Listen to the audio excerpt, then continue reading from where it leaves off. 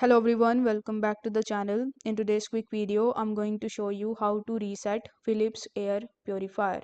So first you need to make sure that the unit is powered on off. Then you need to disconnect it from the power source for safety. Some models have the dedicated reset button which usually found on the control panel. If your model doesn't have one, you may need to use a combinations of buttons. If your model has a reset button, you simply need to press and hold it for about 5 seconds. For models without a dedicated button, you might need to press and hold the filter reset button or a similar button. Now you need to plug the air purifier back in while still holding the reset button if applicable. After a few seconds, you need to release the reset button. The indicator lights should blink or turn off, confirming the reset. Now make sure that any filter replacement indicator lights are reset. For specific instructions, it's always best to refer to the user manual for your particular Philips air purifier model.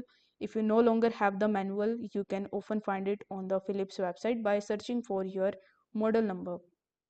So with the help of these instructions, you can easily reset your Philips air purifier. If this video helped you out, don't forget to like the video and subscribe to the channel. Thank you so much for watching.